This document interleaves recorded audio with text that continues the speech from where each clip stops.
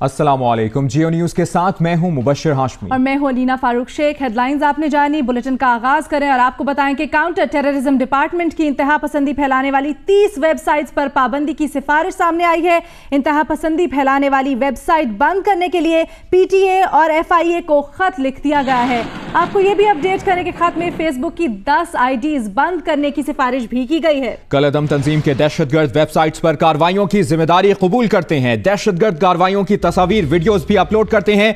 अब तक तकरीबन 20 वेबसाइट्स बंद की गई हैं। काउंटर टेररिज्म डिपार्टमेंट की इंतहा पसंदी फैलाने वाली 30 वेबसाइट्स पर पाबंदी की सिफारिश। इंतहा पसंदी फैलाने वाली वेबसाइट्स बंद करने के लिए पीटीए और FIA को खत लिख दिया गया है। खत में फेसबुक की 10 IDs बंद करने की भी सिफारिश की गई है। इसी पर मजीद बात करेंगे जियो न्यूज के नुमाइंदे ज़ीशान शाह से। ज़ीशान बताएगा कि कौन सी वेबसाइट्स थी जिनके खिलाफ कार्रवाई करने का हुक्म दिया गया था और अब तक क्या कार्रवाई हुई है।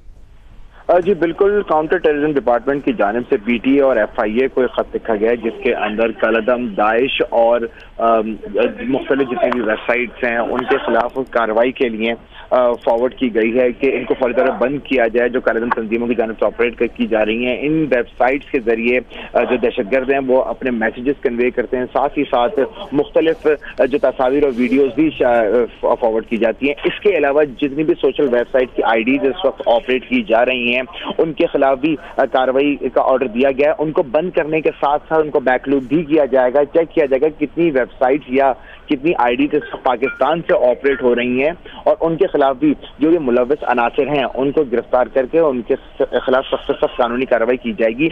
ये सारी की सारी जो कार्रवाई सीडी ने की है ये नेशनल एक्शन प्लान के तहत की है, जिसके बाद में अब पीटीए ने इसके ऊपर अमल किया है और तकरीबन 20 वेबसाइट्स को अभी तक बंद कर दिया गया। ताहम जो बकिया वेबसाइट है उनको भी बंद करने का सिलसिला जारी है। ठीक, बहुत शुक्रिया ज़ीशान शाह अपडेट के लिए।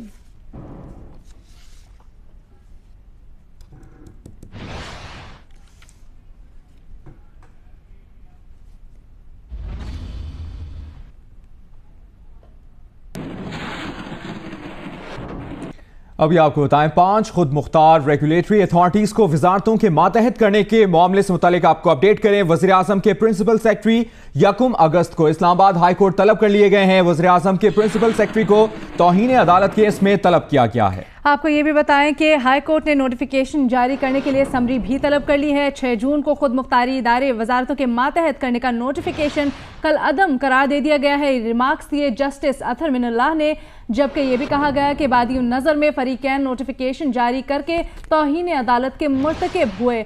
आपको ये भी बताएं कि रिमार्क्स में यह भी कहा गया अल्फाज के हेर फेर के साथ नोटिफिकेशन दोबारा कैसे जारी किया गया। साथ ही साथ ये भी कहा गया कि दोबारा नोटिफिकेशन के इजरा के लिए CCI से मंजूरी ली गई, तो कहाँ है वो मंजूरी। दरखास्त में यह भी कहा गया है कि रेगुलेटरी अथॉरिटीज दोबारा वजारतों के मातहत करने का नोटिफिकेशन अदालती अहकामात की खिलाफ वर्जी है।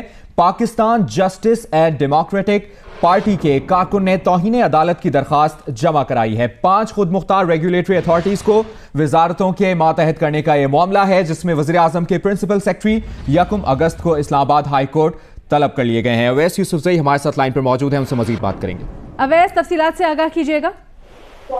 जी, इस्लामाबाद हाई कोर्ट ने ओगरा, नेपरा और पीटीए समेत 5 खुद मुख्तार रेगुलेटरी अथॉरिटीज को अदालती अहकामात के खिलाफ दोबारा वजारतों के मातहत करने पर वज़ीर आज़म के प्रिंसिपल सेक्रेटरी फवाद हसन फवाद और जॉइंट सेक्रेटरी काबीना डिवीजन डॉक्टर इरम खान के खिलाफ तौहीन अदालत की दरखास्त पर उन्हें 1 अगस्त को जाती हैसियत में तलब कर लिया है और शोकॉज नोटिस जारी करते हुए 14 दिनों में वजाहत तलब की है कि क्यों ना उनके खिलाफ तौहीन अदालत की कार्रवाई अमल में लाई जाए। अदालत ने नोटिफिकेशन जारी करने के लिए जो समरी भिजवाई गई थी वो भी अदालत ने जमा कराने का हुक्म दिया है और दौरान समाअत जस्टिस अतहर मिनल्लाह ने रिमार्क किए हैं कि 27 मार्च को खुद मुख्तार इदारों को वजारतों के मातहत करने का नोटिफिकेशन कलअदम करार दे दिया गया था, जिसे अल्फाज के हेर फेर के साथ दोबारा 6 जून को जारी कर दिया गया। बादी नजर में फरीकैन की जानिब से नोटिफिकेशन जारी करने का ये इकदाम तौहीन अदालत के मुतरादिफ है। अगर नोटिफिकेशन के इजरा के लिए मुश्तरका मुफादात कौंसिल से मंजूरी ली गई थी तो वो कहाँ है। पाकिस्तान जस्टिस डेमोक्रेटिक पार्टी के कारकुन ने यह दरखास्त दायर की थी और उनके वकील ने अदालत को बताया कि मुश्तरका मफादात कौंसिल की मीटिंग 2 मई को हुई है जिसके एजेंडा आइटम्स में यह मामला शामिल न था और 6 जून 2017 को दोबारा नोटिफिकेशन का इजरा तौहीन अदालत के जुमरे में आता है, लिहाजा फरीकैन के खिलाफ तौहीन अदालत की कार्रवाई अमल में लाई जाए। सही, वज़ीर आज़म के प्रिंसिपल सेक्रेटरी को तौहीन अदालत केस में तलब किया गया है और उनको 1 अगस्त को इस्लामाबाद हाई कोर्ट तलब किया गया है। आपने अपडेट किया अवैस यूसुफजई, बहुत शुक्रिया आपका।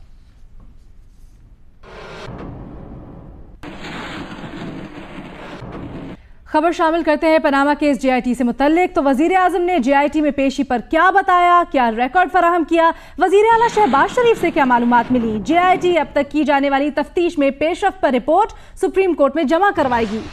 JIT के आखिरी 15 रोज का काउंटडाउन शुरू हो गया है। मजीद जानेंगे नुमाइंदा जियो न्यूज एजाज सैयद से। एजाज बताइएगा मजीद क्या डिटेल्स हैं आपके पास। JIT के आखिरी 15 रोज का काउंटडाउन शुरू हो गया। जी बिल्कुल, मुश्तरका तहकीकाती टीम के आखिरी 15 रोज का काउंटडाउन आज बाकायदा तौर पर शुरू हो जाएगा और तो ये की जा रही है कि JIT की तरफ से एक बार फिर शायद इस्तदा की जाए कि वक्त जो है, दौरानिया जो है उसमें तोसी की जाए। लेकिन सुप्रीम कोर्ट ऑफ पाकिस्तान बार बार ये कह चुकी है कि JIT ने ये काम मुकर्ररा मुद्दत के अंदर ही मुकम्मल करना है। JIT जो अगले 15 दिनों में जिन अहम अमूर पर बात करने जा रही है और पूछगिछ करने जा रही है, उसमें जो सबसे अहम शख्स हैं वो वजीर आजम मियां नवाज शरीफ के दामाद कैप्टन सफदर हैं, जिनकी अहलिया मरियम नवाज के असासों की तफसीलात उन इलेक्शन कमीशन ऑफ पाकिस्तान में असासों की तफसीलात में शायद शाया नहीं थी और इसी बात के ऊपर उनसे सवाल जवाब होगा। और उसके अलावा सेनेटर रहमान मलिक से भी सवाल जवाब का सिलसिला होगा, जो JIT अब तक के जो शेड्यूल रिकॉर्ड पे आया है उसके मुताबिक। और उसके बाद JIT अपनी रिपोर्ट हतमी शक्ल देगी और उसे सुप्रीम कोर्ट ऑफ पाकिस्तान में पेश करेगी। जी ठीक है, रिपोर्ट को हतमी शक्ल दे दी गई है और कुछ देर बाद रिपोर्ट सुप्रीम कोर्ट में जमा करवाई जाएगी। बहुत शुक्रिया एजाज सैयद।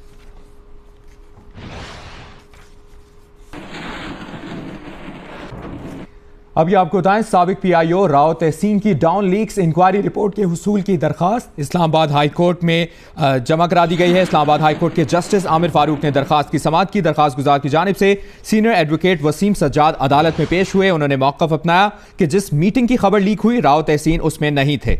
वसीम सज्जाद का यह भी कहना था कि खबर लीक मामले पर संजीदा इल्जामात लगाकर कार्रवाई की गई। इंक्वायरी कमीशन की रिपोर्ट की कॉपी भी नहीं दी जा रही। रिपोर्ट पब्लिक करना या ना करना हुकूमत की सवाबदीद है या नहीं, ये पूछा जस्टिस आमिर फारूकी ने। यह भी पूछा कि मुतल्लिका कानून क्या कहता है। अदालत ने मुतल्लिका एक्ट जमा करवाने की हिदायत भी कर दी। आपको बता रहे हैं साबिक PIO राव तहसीन की डॉन लीक्स इंक्वायरी रिपोर्ट के हुसूल की दरखास्त सामने आई है। इस्लामाबाद हाई कोर्ट के जस्टिस आमिर फारूकी ने दरखास्त की समाअत की।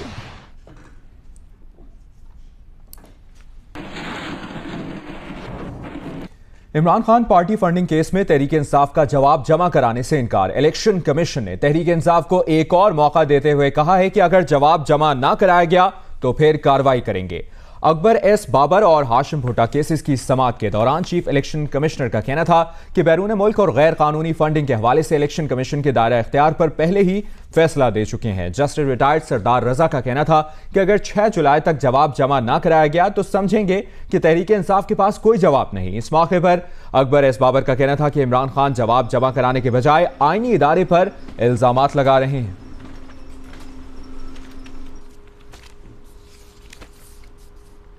इसी से मुतल्लिक आपको बताएं कि अकबर S बाबर का कहना है इमरान खान के वकील ने आज फिर तारीखी हरबे इस्तेमाल किए। उनका कहना था कि तहरीक इंसाफ सुप्रीम कोर्ट में केस का बहाना बनाकर जवाब जमा नहीं करवा रही। इलेक्शन कमीशन ने दो टोक कहा कि PTI के कागजात की जांच पड़ताल की जाए। इमरान खान 2.5 साल से पार्टी फंड्स का जवाब जमा क्यों नहीं करा रहे। इमरान खान के वकील ने आज फिर ताखीरी हरबे इस्तेमाल किए, ये कहा है अकबर S बाबर ने। यह भी कहा कि तहरीक इंसाफ सुप्रीम कोर्ट में केस का बहाना बनाकर जवाब जमा नहीं करा रही। मुझे बड़ा अफसोस होता है, हर बार मैं आपके सामने आके यही बात दोहराता हूँ कि इमरान खान और पाकिस्तान तहरीक इंसाफ 2.5 साल से अपने अकाउंट्स अदालत में जमा क्यों नहीं करा रहे। उसकी वजह साफ है, वो यही है कि वो तमाम इल्ज़ामात साबित होते हैं और जो सबूत हमने दिए हैं उन सबूत की तस्दीक होती है। और सबूत क्या है कि मशरक़ वस्ता से करोड़ों रुपए हुंडी के ज़रिए आए। अमेरिका से $3 मिलियन से ज़्यादा पैसा जो है गैर कानूनी ज़राए से 2 LLC कंपनी के ज़रिए पाकिस्तान तहरीक इंसाफ के अकाउंट्स में आया, जिसको छुपाया गया। बरतानिया में, लॉयड्स बैंक में और दीगर ममालिक में ऐसे अकाउंट्स मौजूद हैं जहां पाकिस्तान तहरीक इंसाफ लोगों से तब्दीली के नाम पे पैसा जमा करती है, लेकिन वो पैसा इलेक्शन कमीशन और अपने ऑडिट रिपोर्ट्स में जाहिर नहीं करती। आगे बढ़ते हैं, एक और अहम खबर दें आपको। ISPR के मुताबिक ऑपरेशन रद्दुल फसाद के तहत खैबर एजेंसी में FC की कार्रवाई में हथियारों और गोला बारूद की बड़ी खेप बरामद हुई है। बरामद असलहे में सब मशीन गन्स, तैयार IEDs और फ्यूज शामिल हैं। कार्रवाई अकाखेल, गलीखेल और गैबी नोकिया के इलाकों में खुफिया इत्तला पर की गई।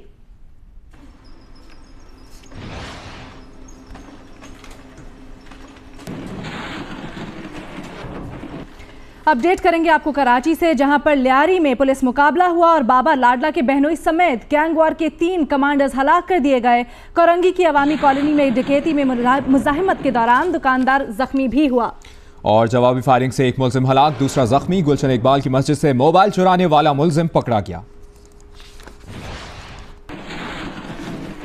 के इलाके चाकीवाड़ा में घर पे छापे के दौरान पुलिस और गैंगवार मुलजमान के दरमियान फायरिंग के तबादले में 3 अफराद हलाक हो गए। हलाक मुलजमान की शनाख्त गुल हसन उर्फ लाल साईं, शहजाद उर्फ शकर और अनीस के नामों से की गई। हलाक मुलजमान बाबा लाडला ग्रुप के कमांडर थे और मुलजिम गुल हसन उर्फ लाल साईं बाबा लाडला का बहनोई था।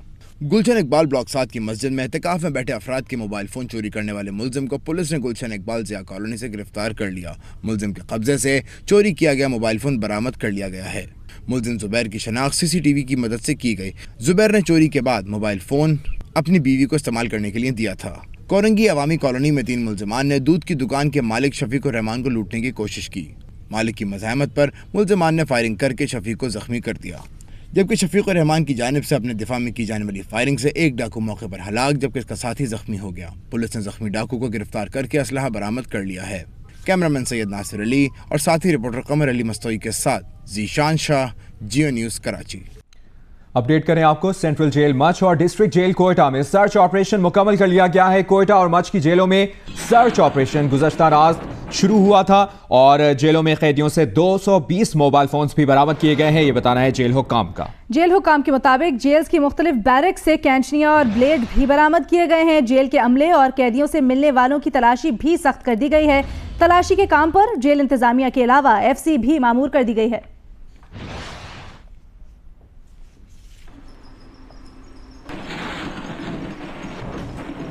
आगे बढ़ते हैं, आपको बताएं कि महकमा इंसदाद दहशतगर्दी कोहाट रीजन की कार्रवाई सामने आई है, जहां मुबैना टारगेट किलर को गिरफ्तार कर लिया गया है। मुलजिम अयाज को कोहाट में वारशद कलाची के इलाके से गिरफ्तार किया गया है। CDT का यह भी बताना है कि मुलजिम पर पुलिस गाड़ी पर हमले का इल्जाम है। हमले में SHO खानुल्लाह समेत 4 अहलकार जाम हक हुए थे और CDT ने मजीद ये बताया कि मुलजिम का एक साथी पहले से ही गिरफ्तार किया जा चुका है।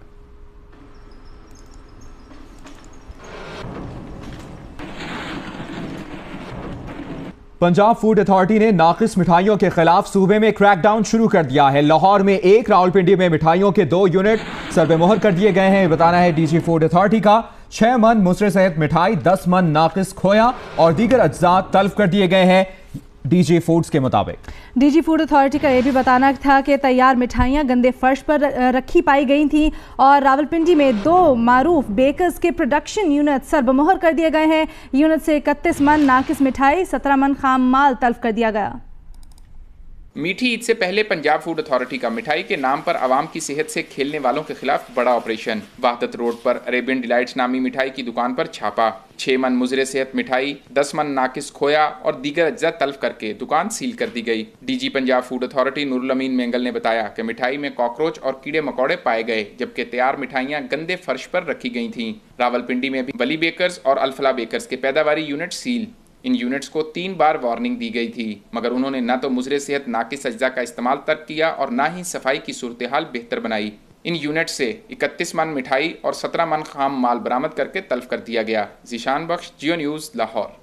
अभी आपको बताएं वेदर अपडेट के हवाले से, गिलगित बल्तिस्तान के जिला गांचे में बारिशों के बायस सैलाब आने से एक शख्स डूबकर जाम हक और 1 लापता हो गया है। 6 मकान बह गए हैं। पंजाब के कई शहरों में बारिश के बाद गलियां और सड़कें तालाब बन गई हैं, जबकि महकमा मौसमियात ने इस्लामाबाद, रावलपिंडी, लाहौर, मुल्तान, मर्दान, फाटा, कश्मीर और कराची समेत सिंध के साहिली मकामात पर आज भी बारिश की पेशगोई की है। गिलगित बल्तिस्तान के जिला गांचे में 2 दिन की बारिश के बाद सैलाबी सूरत हाल पैदा हो गई। गांचे के सब डिवीजन मशा बरोम के नवाही इलाके तल्स में सैलाब में बहकर एक शख्स जाँ बहक और 1 लापता हो गया। जबकि 6 मकान पानी में बह गए। खेतों और बागात को जुज़वी नुकसान पहुँचा है। शुमाली बलूचिस्तान के मुख्तलिफ इलाकों में बारिशों का सिलसिला वक्फे से जारी है। तहसील कंगरी और मुलहका इलाकों में शदीद बारिश से नदी नालों में तुग़यानी आ गई और एक पुल का कुछ हिस्सा सैलाबी रेले में बह गया। पुल बह जाने से मूसा खेल का दीगर अजला से ज़मीनी राब्ता मुनक़ता हो गया। उधर खैबर पख्तूनख्वा में लोअर दीर के मुख्तलिफ इलाकों में बारिश के बाद मौसम खुशगवार है। पंजाब के बेशतर शहरों में गुज़िश्ता रोज़ की बारिश के बाद मौसम कुछ बेहतर, जबकि कुछ इलाकों में आज भी बारिश का सिलसिला जारी है। चोलिस्तान में बारिश के बाद खुश्क तालाब भर गए हैं। जहां तपती रेत और लू का राज था, अब वहां ठंडी और खुशगवार हवाएं चलने लगी हैं। पौधे और दरख्त हरे भरे हो गए हैं और गर्मी का जोर टूट गया है। विहाड़ी शहर और गिरदोनवा में बारिश से मौसम खुशगवार हो गया है, ताहम जगह जगह पानी खड़ा होने से शहरियों की मुश्किलात में इजाफा हो गया है। मुल्तान समेत जनूबी पंजाब में तेज आंधी और तूफानी बारिश से आम की फसल को नुकसान पहुंचा है। आम का बेशतर फल दरख्त से गिरकर जाया हो गया है। कराची में आइंदा 24 घंटों के दौरान मतला अबर आलूद रहने का इम्कान है। महकमा मौसमियात के मुताबिक आज शहर में बूंदाबांदी भी हो सकती है। मजीद बता रही हैं नुमाइंदा जियो न्यूज़ उमैमा मलिक। जी बिल्कुल, जो इस वक्त दर्जा हरारत रिकॉर्ड किया गया है वो तकरीबन 30 सेंटीग्रेड रिकॉर्ड किया गया है, जबकि आज जो ज़्यादा से ज़्यादा दर्जा हरारत है वो 30 से 32 सेंटीग्रेड तक जा सकता है। महकमा मौसमियात के मुताबिक जो है 1 से 2 रोज़ में हल्की बूंदाबांदी और बारिश का भी इम्कान है, जिसकी वजह से मौसम जो है वो मज़ीद बेहतर हो जाएगा। कम से कम दर्जा हरारत जो है वो आज 29 सेंटीग्रेड तक रह सकता है। हवा में नमी का तनासुब जो है वो 71% बताया गया है और हवाएं भी चल रही हैं। जुनूब मगरबी इलाकों से चलने वाली हवाओं की वजह से गर्मी की शिद्दत में भी कमी वाक़ई हुई है। रमज़ान का आखिरी अशरा जो है वो कराची के शहरियों के लिए खुशखबरी थी कि मौसम जो है वो नॉर्मल रहेगा। इस वक्त भी मौसम जो है वो काफ़ी बेहतर है, जिसकी वजह से लोग जो है अपनी मसरूफियात में से वक्त निकाल कर शॉपिंग करने को भी तरजीह दे रहे हैं और मौसम अच्छा हो जाने की वजह से कराची के जो शहरी हैं उनके चेहरे भी खिल उठे हैं। जी, सेंटर मुशाहिद हुसैन सैयद के वालिद कर्नल रिटायर्ड अमजद हुसैन की कब्र पर पाक फौज की जानिब से फूलों की चादर चढ़ाई गई। कर्नल रिटायर्ड अमजद हुसैन सैयद पीर के रोज तवील अलादत के बाइस 97 बरस की उम्र में इंतकाल कर गए थे। मरहूम को गुज़श्ता रोज आबाई कब्रिस्तान शाह जमाल में सपुर्द खाक किया गया था।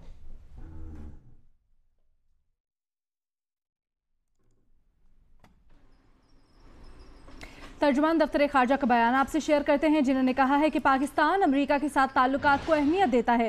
पाकिस्तान अपनी सरजमीन किसी मुल्क के खिलाफ इस्तेमाल ना होने देने के लिए पुरअज़्म है। तर्जुमान का पाक अमेरिका ताल्लुकात से मुतल्लिक आलमी मीडिया की खबरों पर तबसरे से गुरेज भी सामने आया। तर्जुमान ने कहा है कि पाकिस्तान नई अमरीकी इंतजामिया के साथ मिलकर काम करने का कह चुका है। दहशतगर्दी के खिलाफ कार्रवाइयाँ हमारे कौमी मफाद के तहत हैं। अफगानिस्तान से किसी भी वक्त के दौरे को खुशामदीद कहते हैं। दो तरफा सतह पर दौरों से ताल्लुकात मुस्तहकम, अफगान मसले के हल में मदद मिलेगी। तर्जुमान दफ्तर खारिजा ने ब्रीफिंग दी है। पाकिस्तान अमेरिका के साथ ताल्लुकात को अहमियत देता है, ये कहना है तर्जुमान दफ्तर खारिजा का। पाकिस्तान अपनी सरजमीन किसी मुल्क के खिलाफ इस्तेमाल ना होने देने के लिए पुरअज़्म है। और तर्जुमान ने पाक अमेरिका ताल्लुकात से मुतालिक आलमी मीडिया की खबरों पर तबसरे से गुरेज भी किया है और कहा है कि पाकिस्तान नई अमरीकी इंतजामिया के साथ मिलकर काम करने का कह चुका है। आपको ये भी बताएं कि दो तरफा सतह पर दौरों से ताल्लुकात मुस्तहकम और अफगान मसले के हल के लिए बफर जोन हमले पाकिस्तान के मसले के हल में मदद मिलेगी, ये तर्जुमान का कहना था। और आपको ये भी बताएं कि पाकिस्तान की खुद मुख्तारी के खिलाफ हैं, ये तर्जुमान का कहना था। आपको ये भी बताएं कि ड्रोन हमले पाकिस्तान की खुद मुख्तारी के खिलाफ हैं, ऐसा कहना था तर्जुमान दफ्तर खारजा का।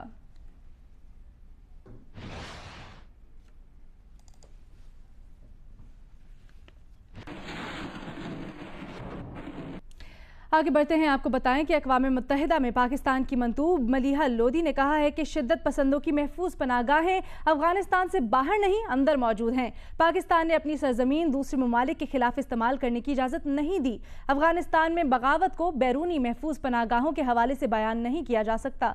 अक़वाम मुत्तहिदा की सलामती काउंसिल में अफगानिस्तान पाकिस्तान मुबाहिसे में इजहार ख्याल करते हुए डॉक्टर मलिहा लोदी ने कहा कि 2 मिलियन अफगानी पनाह गुज़ीनों की मेज़बानी करने के बाद पाकिस्तान अफगान हुकूमत से अदावत की बजाय तशक्कुर की उम्मीद करता है।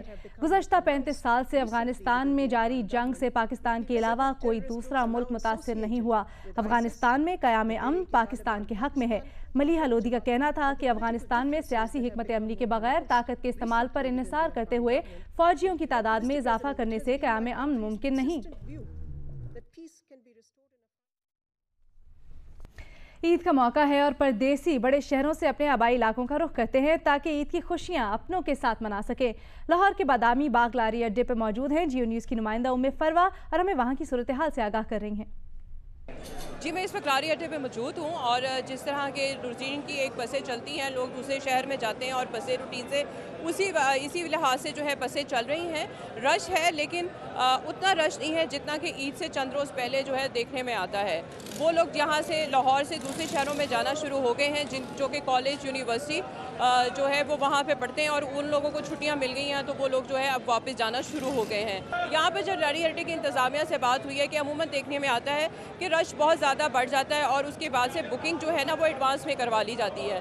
लेकिन जब इन इंतज़ामिया से बात हुई तो उनका ये कहना था कि इस मरतबा एडवांस में बुकिंग नहीं की गई क्योंकि बाज़ औक़ात इतना ज़्यादा रश बढ़ जाता है कि बसों की कमी हो जाती है। जो मुसाफिर यहाँ पर से जा रहे हैं उनका यही कहना है कि यहाँ पर ज़िले इंतज़ामिया की तरफ से ना तो कोई कैंप लगाया गया है, ना ही यहाँ कोई इंतज़ामिया का शख्स नज़र आ रहा है क्योंकि किराया जो है वो ज़्यादा वसूल किया जा रहा है। जी, ईद करीब आते ही ट्रांसपोर्टर्स ने मुनाफाखोरी शुरू कर दी है। अंदरूनी मुल्क ईद मनाने जाने वाले मुसाफिरों से दुगना किराया वसूल करना शुरू कर दिया है। कराची में इससे मुतालिक क्या सूरत हाल है, देखते हैं इस रिपोर्ट में। हर कोई ईद अपने प्यारों के साथ मनाना चाहता है। मिनी पाकिस्तान कराची में मुल्क भर से रोज़गार के सिलसिले में आने वाले अफराद भी ईद से चंद दिन कबल घर पहुंचकर ईद अपने प्यारों में मनाने की कोशिश करते हैं। ताहम बेलगाम और बेएहतिसाब ट्रांसपोर्टर्स खुशी के इस मौके पर मुनाफाखोरी से बाज नहीं आते। कराची में सदर के इलाके में कायम इंटरसिटी बस टर्मिनल पर मौजूद मुसाफिरों ने ट्रांसपोर्टर्स के खिलाफ शिकायतों के अंबार लगा दिए। उन्होंने इल्ज़ाम लगाया कि आम दिनों में अगर किराया 500 रुपये है तो इस वक्त 1000 रुपये वसूल किया जा रहा है। जा रहे हैं मोरे बोलते हैं 1000 रुपये किराया दो, फिर हम नवाब शाह जा रहे हैं 400 किराया नवाब शाह का है। नॉर्मल दिनों में 500 का, अभी 1000 रुपये मांग रहे हैं। अभी क्या करें, जाना भी जरूर है, मजबूरी है, हमारी मजबूरी है, इसी वजह से। दूसरी तरफ नवाबशाह जाने वाली बस कंपनी के कंडक्टर का कहना था कि आम दिनों में भी इनका किराया 400 रुपये है और आज भी 400 रुपये है। 400 ही ऑलरेडी भी 400, अभी तक भी 400 ही लिया जा रहा है। उधर से बिल्कुल गाड़ी खाली खाली आती है, कहाँ जाए, क्या है, कुछ भी नहीं है सर। मुसाफिरों का कहना था कि महकमा ट्रांसपोर्ट मुनाफाखोर ट्रांसपोर्टर के खिलाफ एक्शन ले। ईद मनाने के लिए अपने घरों को जाने के लिए लोग कराची में सिटी स्टेशन पर बुकिंग करवा रहे हैं। तफसीलात बता रहे हैं हमारे नुमाइंदे राना जावेद।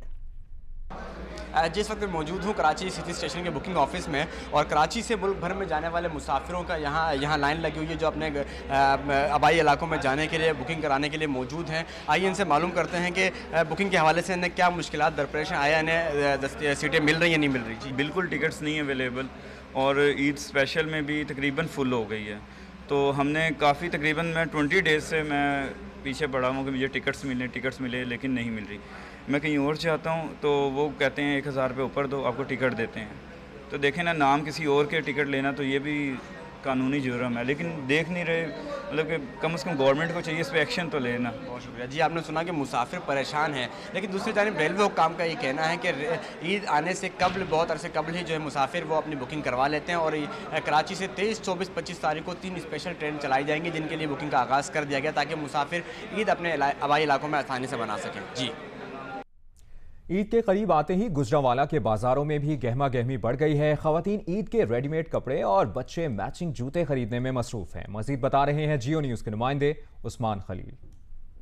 जी, जूजू ईद करीब आती जा रही है। गुजरांवाला के बाज़ारों और मार्केटों में ईद की शॉपिंग का रश बढ़ता जा रहा है। सबसे ज़्यादा जो रश हमने देखा वो ख़वातीन का है। ख़वातीन ने अपने लिए जोड़ा तो ख़रीद लिया है, लेकिन अब जो मैचिंग जूती और दीगर लवाजमा जिनमें कोन, मेहंदी और चूड़ियाँ और ज्वेलरी की शॉपिंग की जा रही है। साथ साथ जो है बच्चे भी ख़रीदारी में मसरूफ़ नज़र आ रहे हैं। अपने लिए बड़े कलरफुल जूते और जो दीगर अशिया ख़रीद रहे हैं जिनमें घड़ियाँ हैं और साथ उनके जो है ग्लासेस हैं। साथ साथ में जो है खवातीन जूतों की दुकान में भी हमें उनकी बड़ी गहमा गहमी नजर आ रही है। क्या लिया है अब तक ईद के लिए?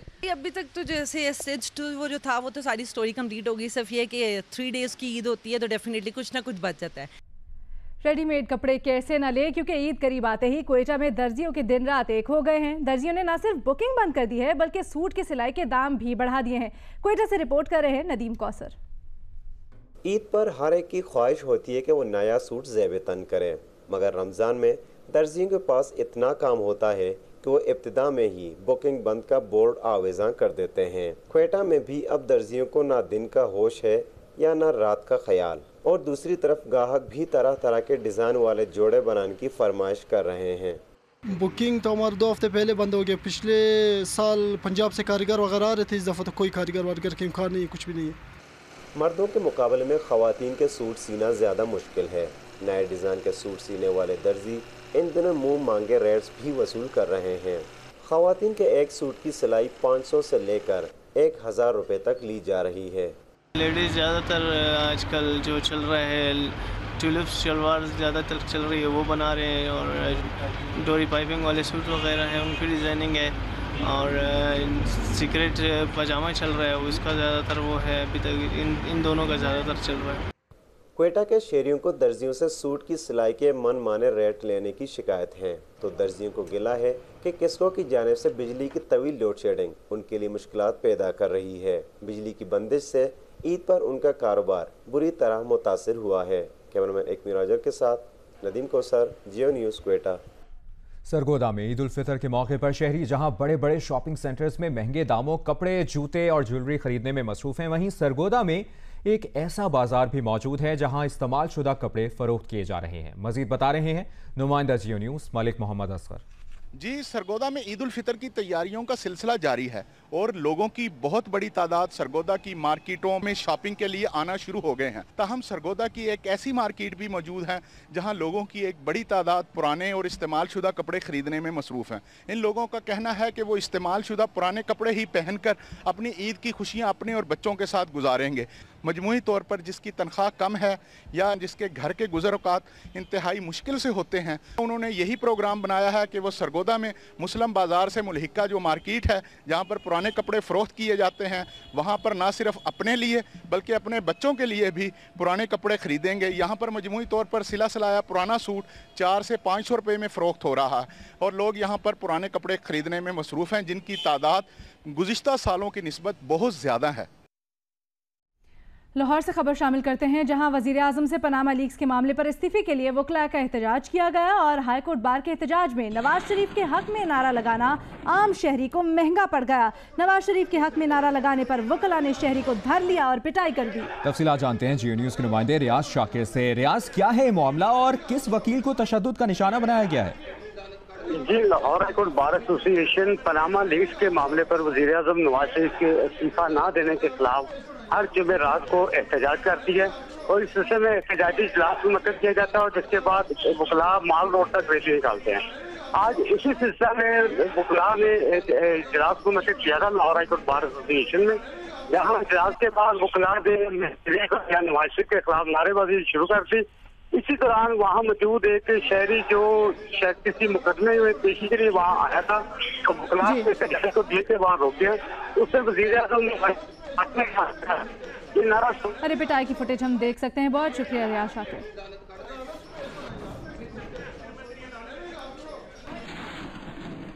और अब स्पोर्ट्स अपडेट्स के लिए लिए चलेंगे आपको स्पोर्ट्स फ्लोर, जहां पर मौजूद हैं साथी एंकर फातिमा सलीम। बहुत शुक्रिया आप दोनों का। अस्सलाम वालेकुम, वेलकम टू स्पोर्ट्स बुलेटिन। सबसे पहले आपको स्पॉट फिक्सिंग केस के हवाले से अपडेट कर देते हैं, जिसमें मौतल क्रिकेटर खालिद लतीफ़ और पीसीबी के दरमियान एक बार फिर डेडलॉक पैदा हो गया है। क्या डिटेल्स हैं, देखते हैं इस रिपोर्ट में। खालिद लतीफ़ ने पीसीबी के एंटी करप्शन यूनिट और एंटी करप्शन ट्राइब्यूनल पर एतराज़ात के बाद डिसिप्लिनरी ट्राइब्यूनल पर भी एतराज़ात उठा दिए हैं और आज की होने वाली समाअत में उनकी शिरकत का कोई इम्कान नहीं है। इस तरह पीसीबी और खालिद लतीफ़ के दरमियान एक बार फिर डेडलॉक पैदा हो गया है। खालिद लतीफ़ के एंटी करप्शन ट्राइब्यूनल के सरबराह असगर हैदर की अहलियत पर एतराज़ उठाने के बाद साबिक जस्टिस फजल मीरा चौहान की सरबराही में एक रुकनी डिसिप्लिनरी ट्रिब्यूनल तश्कील दिया गया, जिसकी आज समाअत मुकर्रर है। खालिद लतीफ़ के वकील का मौक़िफ़ है कि डिसिप्लिनरी ट्राइब्यूनल की कार्रवाई के हवाले से बर वक्त नहीं बताया गया। बाज़ाब्ता तौर पर कार्रवाई के हवाले से ताख़ीर से बताने की वजह से केस तैयार करने में दुश्वारी है और मुख्तसर वक्त में लाहौर पहुंचना मुमकिन नहीं है। अपने जवाब के हवाले से खालिद लतीफ़ ने बोर्ड को आगाह कर दिया है।